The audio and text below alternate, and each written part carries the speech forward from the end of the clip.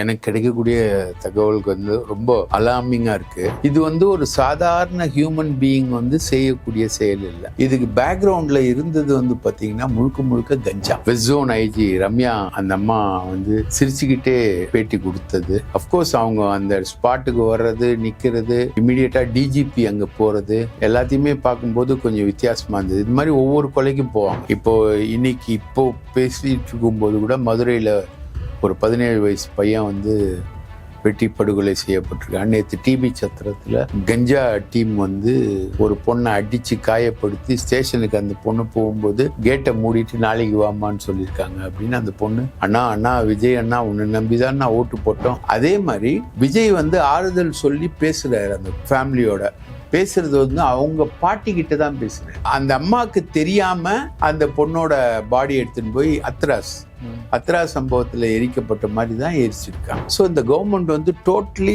Dead government மாதிரி தான் இருக்கு. எதை பத்தியும் வந்து சிஎம் வந்து ரியாக்ட் பண்ண மாட்டாரு, எதுவும் பண்ண மாட்டாரு. ஆனா இன்சிடென்ட்ஸ் வந்து தொடர்ந்து நடக்குது. ஒரு ஸ்ட்ராங்கான நடவடிக்கை எடுப்பார், ஏதாவது ஒரு பொறுப்பான பதில் சொல்லணும் தானே. அது ஒரு அமைச்சர் மட்டும் இல்லைங்க, இன்னொரு பெண் அமைச்சர்ட்டையும் கேட்குறாங்க. அவங்களும் அதுல இருந்து நழுவிதான் போறாங்க. பால்வளத்துறை அமைச்சர் அவங்களும் நழுவிதான் போறாங்க.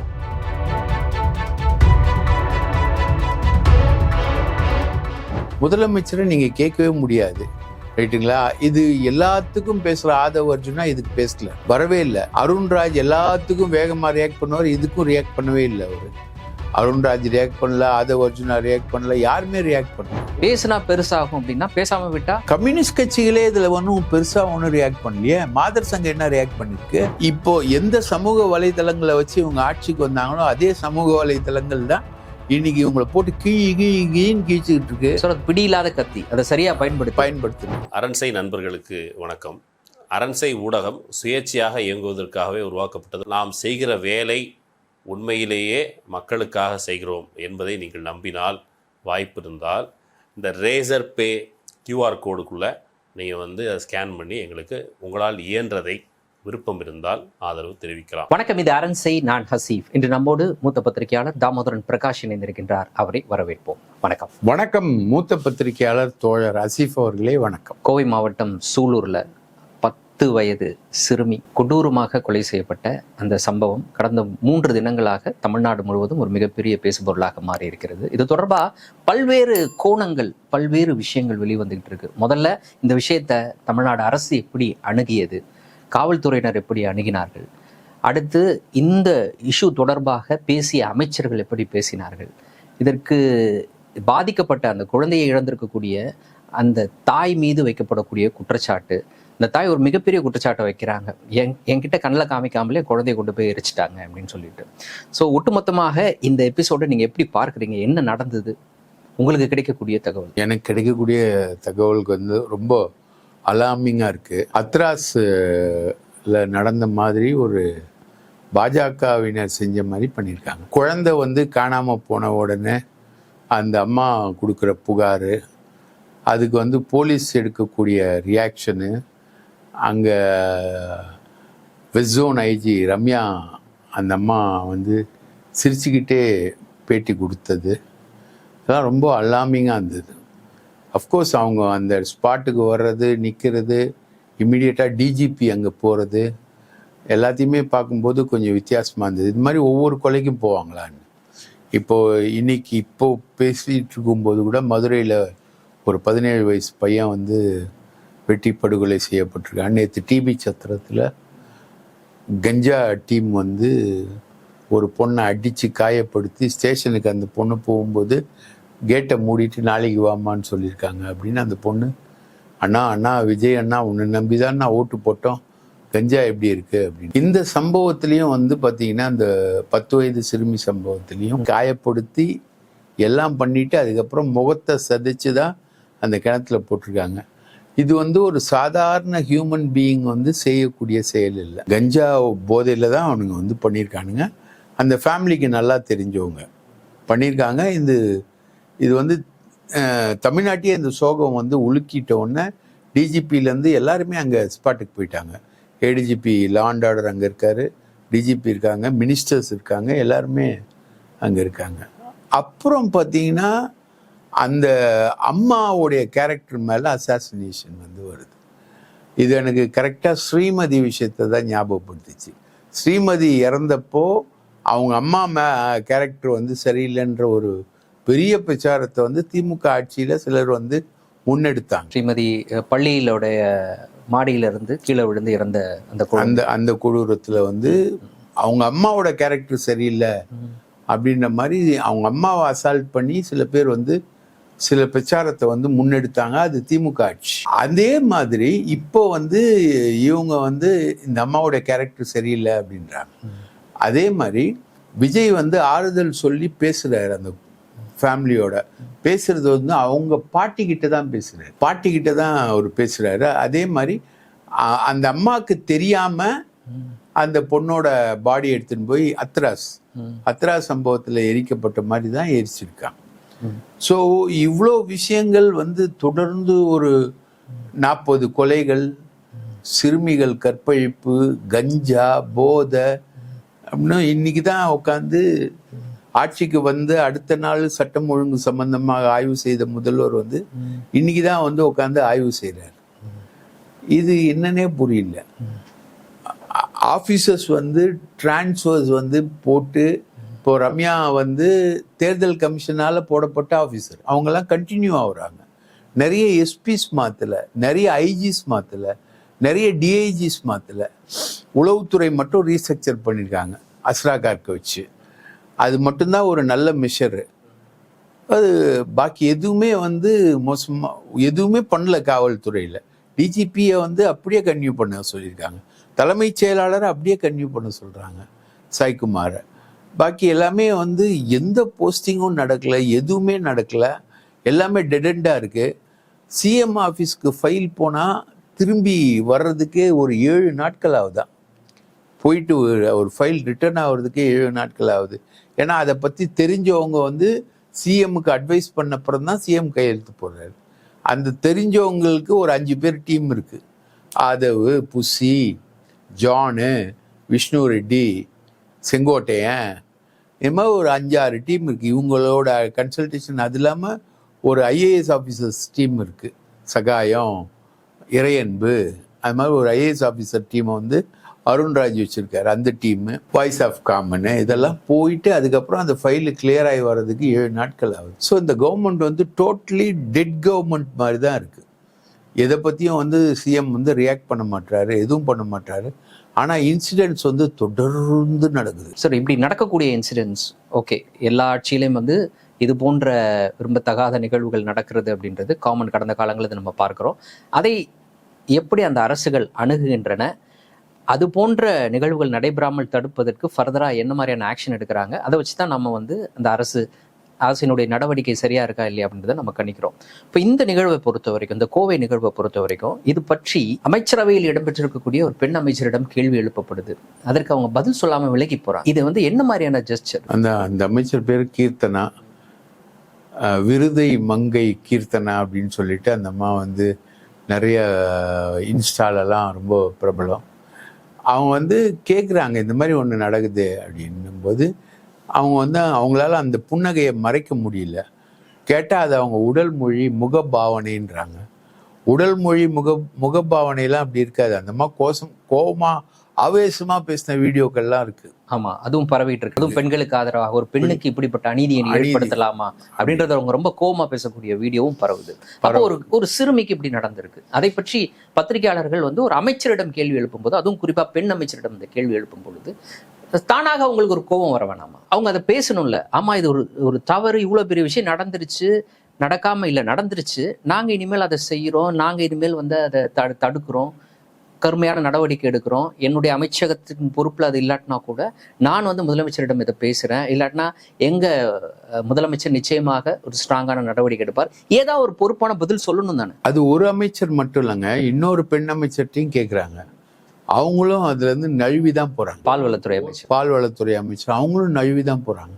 ஸோ ஒரு பெண் அமைச்சர் மட்டும் இல்லை, இன்னொரு பெண் அமைச்சரும் நழுவி தான் போகிறாங்க. முதலமைச்சரை நீங்கள் கேட்கவே முடியாது, ரைட்டுங்களா? இது எல்லாத்துக்கும் பேசுகிற ஆதவ் அர்ஜுனா இதுக்கு பேசல, வரவே இல்லை, ரைட்டுங்களா? அருண்ராஜ் எல்லாத்துக்கும் வேகமாக ரியாக்ட் பண்ணுவார், இதுக்கும் ரியாக்ட் பண்ணவே இல்லை அவர்.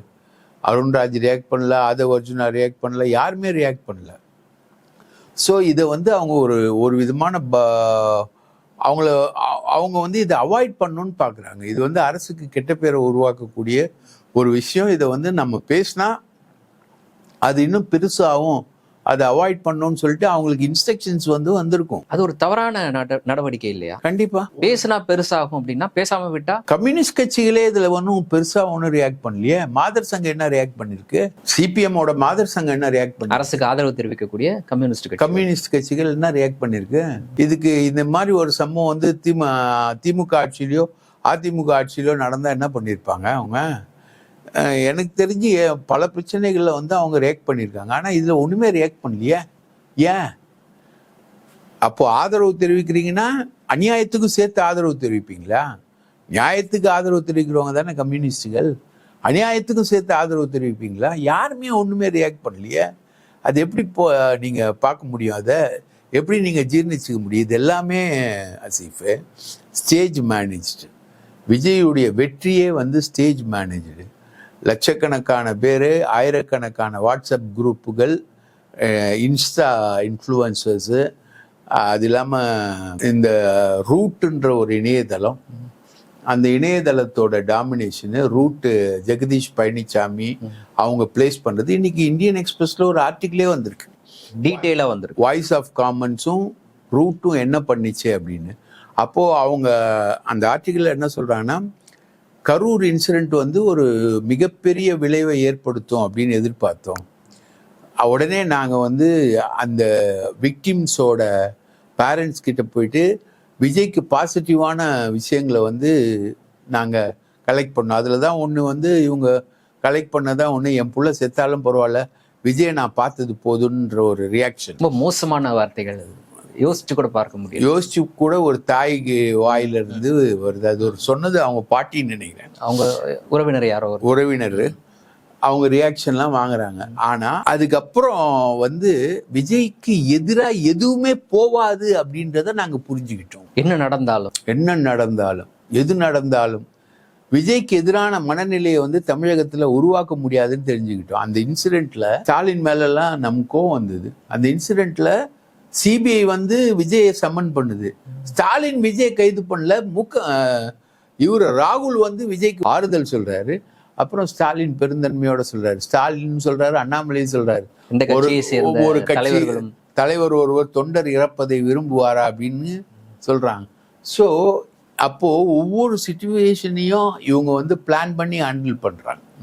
ரைட்டுங்களா? இப்போ வந்து தொடர்ச்சியா நடக்கக்கூடிய சட்டம் ஒழுங்கு பிரச்சனை, இந்த போதைப் பொருட்கள் தடுப்பு இல்லாதது, குறிப்பாக பெண் குழந்தைகள் வந்து தாக்கப்படுறது, பெண் குழந்தைகள் நாசமாக்கப்படுறது, பீச்சில் வந்து ஒரு மெரினா பீச்சில் ஒரு குழந்தைய காணுன்ற மாதிரி ஒரு விஷயம் வருது, ஒரு மனநோய் பீடித்த ஒரு பெண் வந்து பலாத்காரம் செய்யப்பட்டதா ஒரு விஷயம் வருது, தொடர்ச்சியா பெண்கள் மீதான தாக்குதல்கள் வர்றதுன்றது இந்த அரசுக்கு எதிரான ஒரு விஷயமா வருது. அப்போ இதை வந்து நம்ம பெருசாக்காம இருக்கணும் அப்படின்ற. இப்போ அதை எதிர்த்து திமுக சார்ந்தவங்க, பத்திரிகையாளர்கள், அறிவுஜீவிகள் எல்லாருமே பண்றாங்க, எதிர்த்து கருத்து கொடுக்குறாங்க.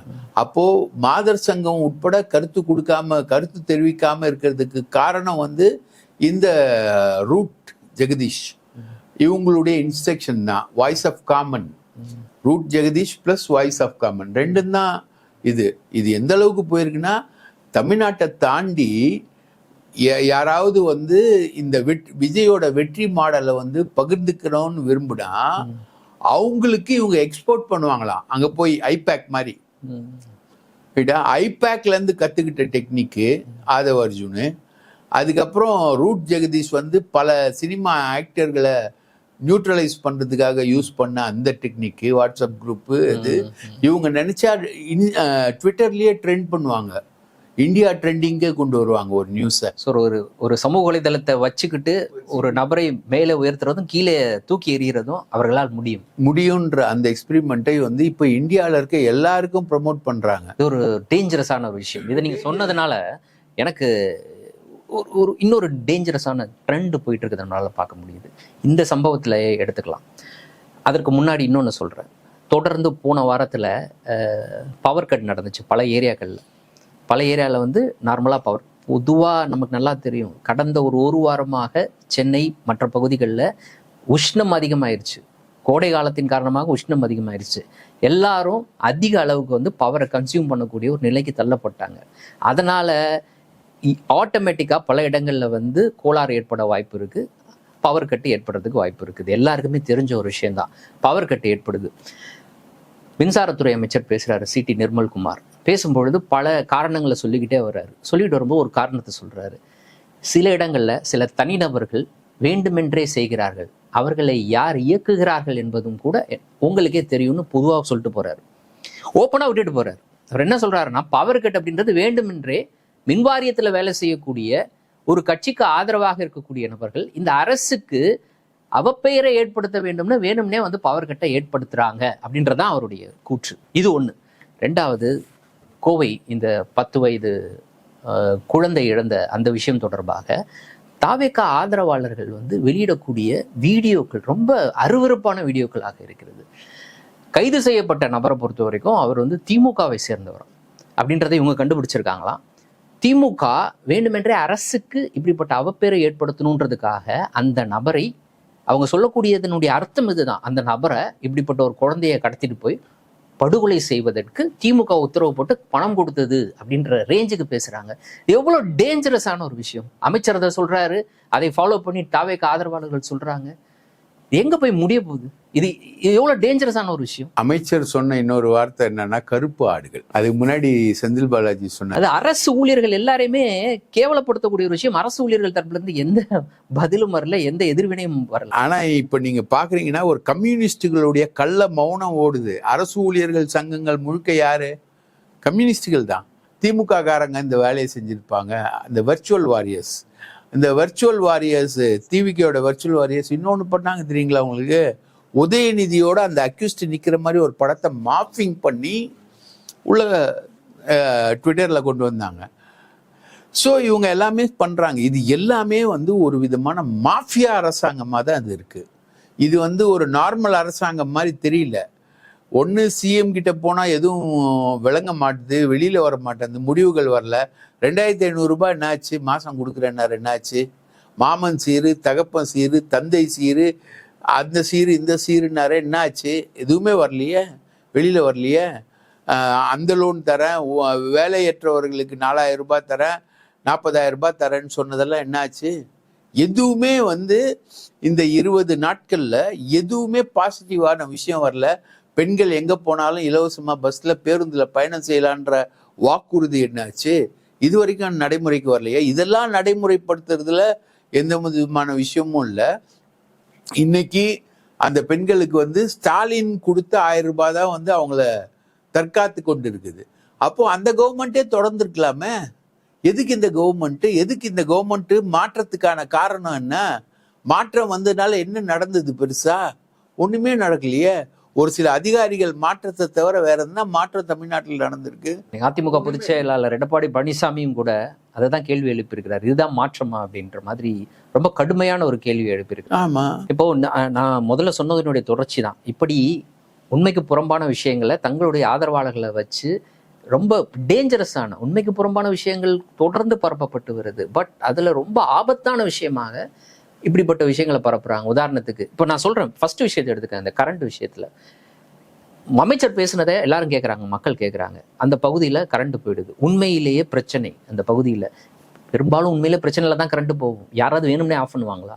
இப்போ அமைச்சர் பேசியதை கேட்ட மக்கள், அந்த பகுதியில் கரண்ட் போனதற்கு காரணம் அந்த மின்வாரியத்தில் அந்த பகுதியில் பணியாற்றக்கூடிய அரசு ஊழியர் தான் காரணம்னு சொல்லிட்டு எல்லாரும் முற்றுகையிட்டு அந்த அரசு ஊழியருக்கு எதிராக ஏதாவது அசம்பாவிதமான விஷயத்தை செய்யறதுக்கான வாய்ப்பு இருக்கா இல்லையா? ராயபுரத்துல போய் உட்கார்றாரு, சட்டமன்ற எம்எல்ஏ உட்கார்றாரு, இவங்க வீடியோ எடுத்து ஒளிபரப்புறாங்க.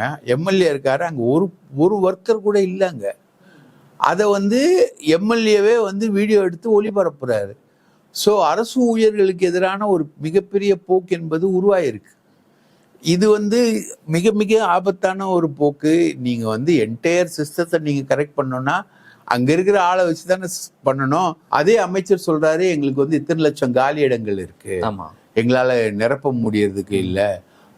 இப்போ வந்து பிரைவேட்ல கரண்ட் வாங்குறதுக்கான ஒரு வேலை நடக்கிறதா திமுக தரப்புல இருந்து குற்றச்சாட்டு வருது. ஏன் இந்த பவர் கட்டுனா பிரைவேட்ல கரண்ட் அதிகமாக வாங்குறதுக்கான ஒரு ஏற்பாட்டுக்கான பவர் கட்டு தான் இப்போ நடந்துகிட்டு இருக்குன்னு சொல்றாங்க. ஸோ இந்த மாதிரி வரக்கூடிய விஷயங்கள் எல்லாத்தையுமே ஜெனரலைஸ் பண்ணி பார்க்கும்போது மொத்தத்தில் எதுவுமே சரியில்லை, எதுவுமே நடக்கல. சரி, இப்படி பொய்களை பரப்புறதுக்கு இப்படியாக அனுமதித்தால் அது அவர்களுக்கே எதிராக முடிவதற்கான வாய்ப்பும் இருக்குல்ல. ஒரு கட்டத்துல எதையுமே நம்ப முடியாது, எப்ப பார் பொய் தான் சொல்லுவோம். நல்லது இவர்கள் செய்தாலும் கூட, நல்லதை கொண்டு போய் சேர்த்தாலும் கூட இது பொய்யாக இருக்குமோ அப்படின்னு எல்லாருக்கும் தோண ஆரம்பிச்சு. ஆமா, நீங்க இப்போ எந்த சமூக வலைதளங்களை வச்சு இவங்க ஆட்சிக்கு வந்தாங்களோ அதே சமூக வலைதளங்கள் தான் இன்னைக்கு இவங்களை போட்டு கீழின்னு கீழ்ச்சிக்கிட்டு இருக்கு. பிடி இல்லாத கத்தி, அதை சரியா பயன்படுத்தணும். இருபுறமும் கூறுள்ள கத்தி. நீங்க ஒருத்தரை குத்தும் போது இன்னொரு மனம் உங்களை நோக்கி இருக்கும், ரைட்டுங்களா? ஒரு விரல் அடுத்தவனை சுற்றி காட்டும் போது 4 விரல் நம்மை நோக்கி இருக்கிறன்ற மாதிரி தான் சமூக வலைதளம். அது இன்னைக்கு ஒரு சுதந்திரமான சமூக வலைதளம் இயங்கக்கூடிய ஒரு தளத்துக்கு வந்துடுச்சு.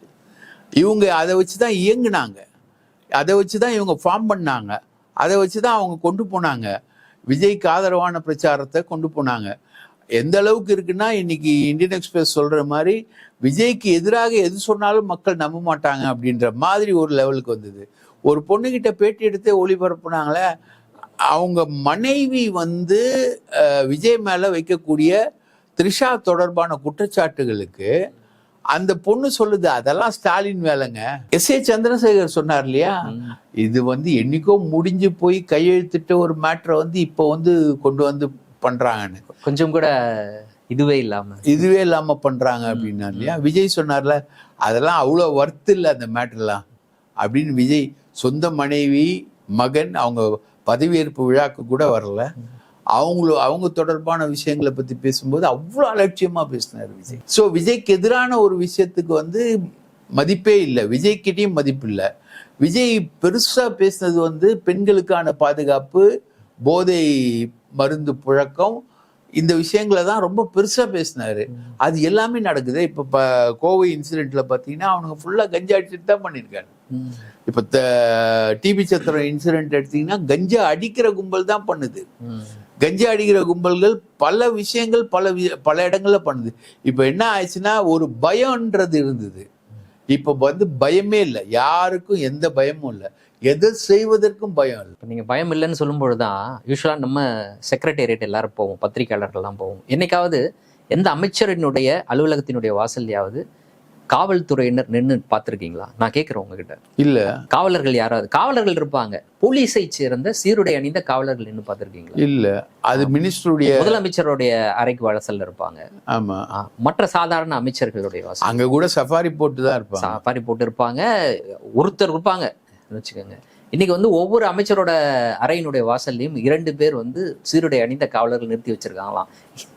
என்ன காரணம் அப்படின்னு பார்க்க போனா, தாவேகாவினர் எந்தவித இதுவும் இல்லாம, கட்டுப்பாடும் இல்லாம அமைச்சர்களோட அறைக்குள்ள நுழைவது, அமைச்சரோடு சேர்ந்து ரீல்ஸ் எடுப்பது, இந்த மாதிரியான வேலைகளில் ஈடுபடுறாங்க. அவங்கள கட்டுப்படுத்துறதுக்கு 2 காவலரை போட்டு வச்சிருக்காங்களா? நீங்க கட்டுப்பாடு இல்லாமல் எல்லாம் நடக்குதுன்னு சொல்றீங்கல்ல, அதற்கு உதாரணமாக நான் இந்த விஷயத்தை இப்பதான் சில ஊடகங்கள்ல அது பற்றிய பதிவை நான் பார்த்துட்டு வரேன். அது இல்லைங்க, இப்போ என்னன்னா ஒருத்தன் நேத்து ஒரு பொண்ணு போது 2 பேர் பேரா போறாங்க, ஒருத்தன் ஃபாலோ பண்ணிட்டு போறான். அது அவனுக்கு எந்த பயமுமே அவனுக்கு இல்லை, எடுத்துக்கோ ரீல்ஸ் நீ பார்த்துக்கிறேன், நீ ஃபோட்டோ எடு அப்படின்னு.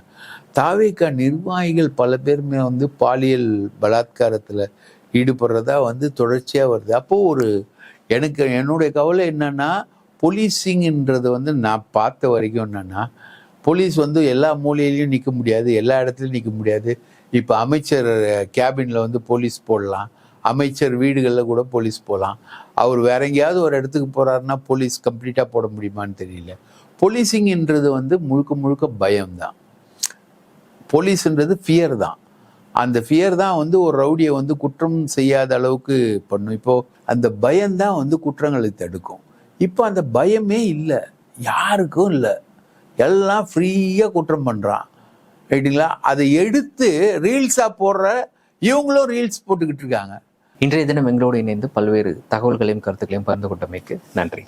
வாய்ப்பளித்ததற்கு மிக்க நன்றி. மீண்டும் ஒரு நேர்காணலில் சந்திப்போம். நன்றி நண்பர்களே.